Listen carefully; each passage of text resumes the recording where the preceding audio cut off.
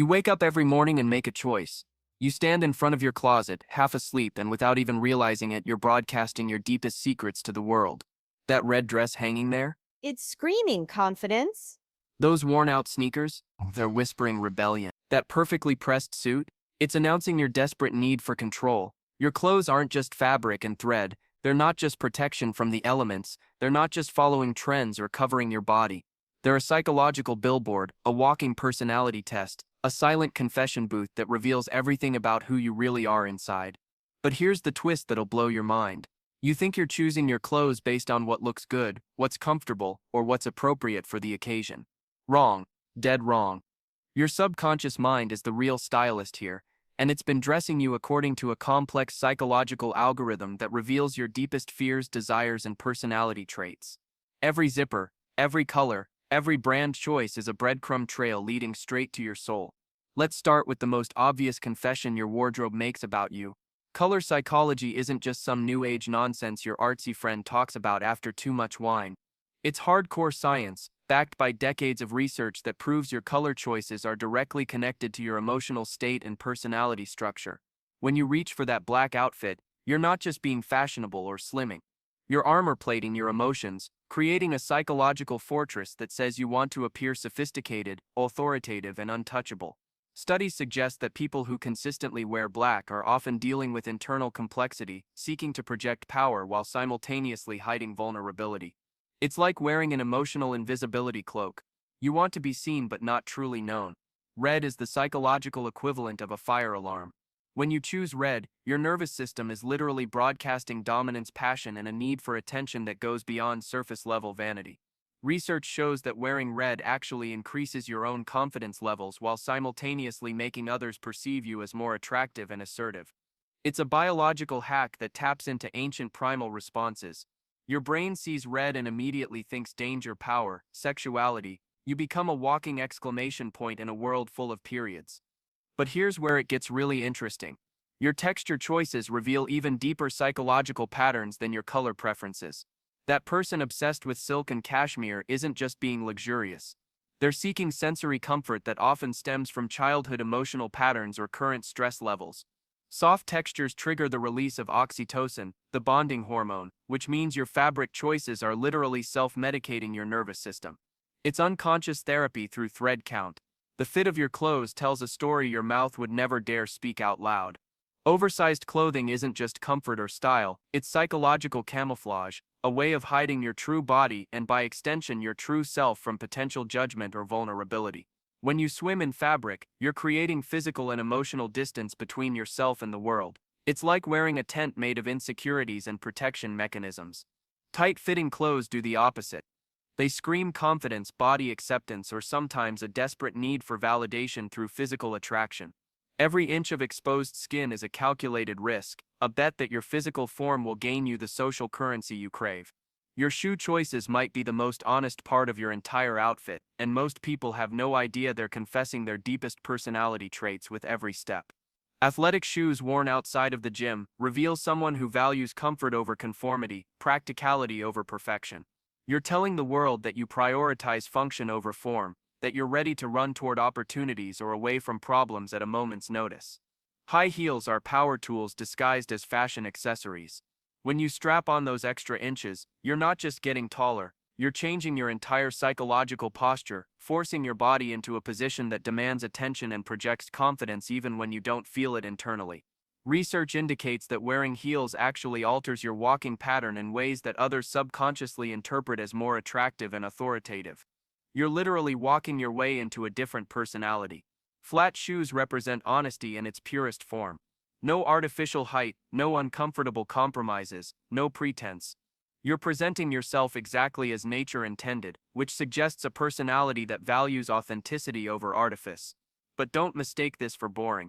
Sometimes the most rebellious thing you can do is refuse to play the enhancement game at all. Your accessory choices are like footnotes to your personality essay, small details that reveal massive psychological truths. That person with 17 bracelets jangling on their arm isn't just being bohemian. They're creating a personal soundtrack, a constant sensory reminder of their own presence in the world. It's like wearing anxiety turned into jewelry. Every jingle is a small cry for attention, a musical advertisement of their existence. Minimalist jewelry suggests controlled emotional expression, someone who believes less is more not just in aesthetics but in life philosophy. One perfect piece instead of chaos. It's the difference between a whisper and a shout, and both reveal completely different approaches to existing in the world. Watches deserve their own psychological category because they represent our relationship with time itself. A massive expensive watch isn't just telling time. It's screaming status anxiety, a desperate need to prove success through material display. But here's the plot twist. Often the most insecure people wear the biggest, flashiest timepieces because they're trying to convince themselves as much as others of their worth. A simple classic watch suggests confidence that doesn't need external validation. Smart watches reveal a personality type obsessed with optimization, efficiency, and control over every aspect of life. You're not just checking time. You're monitoring your entire existence through data points and notifications. Brand loyalty in fashion reveals tribal psychology at its most primitive level. When you consistently choose the same brands, you're not just buying clothes, you're purchasing membership in an imaginary club, adopting an identity that feels safer than creating your own unique style. It's psychological outsourcing. Instead of figuring out who you are through personal exploration, you're letting corporate marketing departments define your personality for you. Those designer logos aren't just labels, they're identity crutches for people who haven't figured out how to be interesting without expensive assistance. But the most fascinating fashion psychology happens with vintage and thrift store clothing. When you choose second-hand pieces, you're doing something incredibly complex psychologically. You're rejecting mass-produced identity while simultaneously adopting someone else's discarded personality fragments.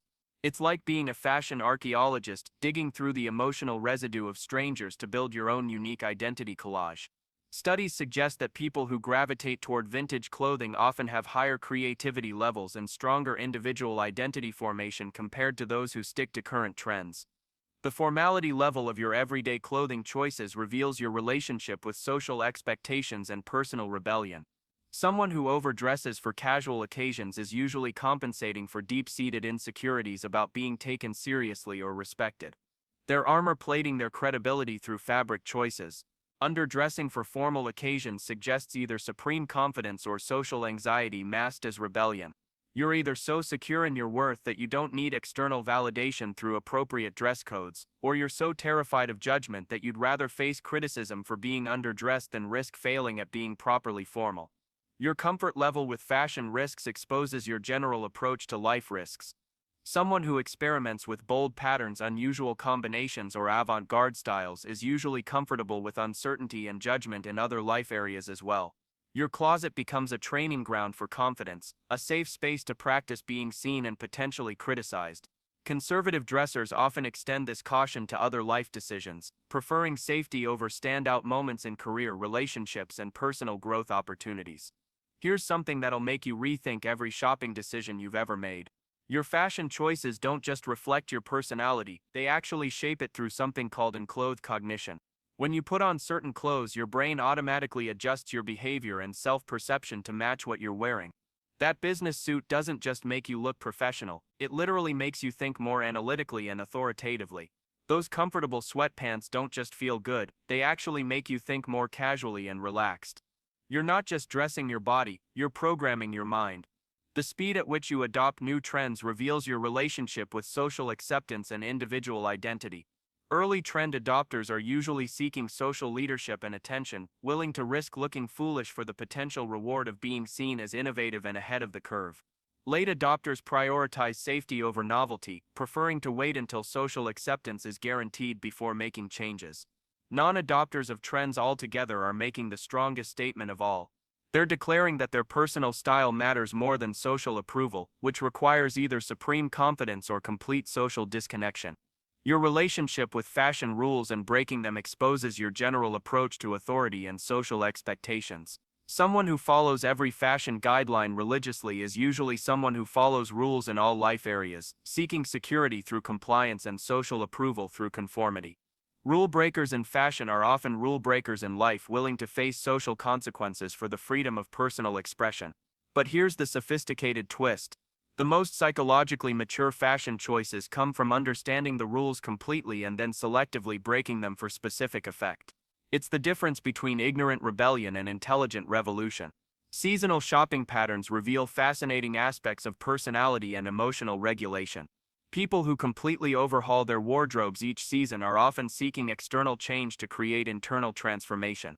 They're using fashion as emotional renovation, hoping that different clothes will create different life experiences. Those who stick to timeless pieces and make minimal seasonal adjustments usually have stronger internal identity formation and don't depend on external changes for emotional satisfaction. Your tolerance for fashion discomfort exposes your general pain tolerance and commitment to goals. Someone willing to wear uncomfortable shoes all day for the sake of appearance is usually willing to endure short-term pain for long-term social benefits in other life areas. Comfort prioritizers in fashion often prioritize immediate comfort over delayed gratification in other decisions as well. It's a psychological consistency that extends far beyond clothing choices into career decisions, relationship choices, and life planning strategies. The way you handle fashion mistakes and regrets reveals your approach to failure and self-forgiveness. Some people immediately donate or discard clothing purchases they regret, showing decisive action and unwillingness to live with poor decisions. Others keep unworn pieces for years, hoping circumstances will change to make the purchase worthwhile. This reflects either optimism about future change or inability to admit mistakes and move forward. Your closet becomes a museum of decision-making patterns and emotional processing strategies. Here's the ultimate fashion psychology revelation that ties everything together. Your clothes aren't reflecting a stable, unchanging personality, they're documenting your psychological evolution in real time. Every outfit choice is a snapshot of your emotional state, confidence level, social aspirations, and internal struggles on that specific day. Your wardrobe is essentially a wearable diary, chronicling your journey of self-discovery and identity formation through fabric, color, and style choices that you make both consciously and unconsciously. Fashion psychology research indicates that people make unconscious personality judgments about others within the first 7 seconds of visual contact, and clothing choices account for over 60% of those initial impressions. This means your fashion choices aren't just personal expression. They're social communication, psychological broadcasting, and identity negotiation all rolled into one daily decision-making process that most people never fully conscious analyze or understand. Your fashion choices are speaking volumes about your personality, fears, desires, and psychological patterns whether you realize it or not. Every morning when you get dressed, you're essentially writing a psychological profile of yourself that the world will read and interpret all day long. The question isn't whether your clothes reveal your personality, the question is whether you're intentionally crafting that message or letting your subconscious mind do all the talking for you. So next time you stand in front of your closet, remember that you're not just choosing what to wear. You're choosing how to be perceived, how to feel about yourself, and how to navigate the complex social psychology of human interaction through the powerful language of personal style and fashion choice. What does your current outfit say about your personality right now? Drop a comment describing what you're wearing and let's decode the psychological message you're broadcasting to the world today. And if this video made you think differently about your fashion choices, hit that like button, subscribe for more mind-bending insights about human psychology, and share this with someone whose wardrobe you've always wondered about. Your clothes are talking. The question is, are you listening to what they're saying about the real you?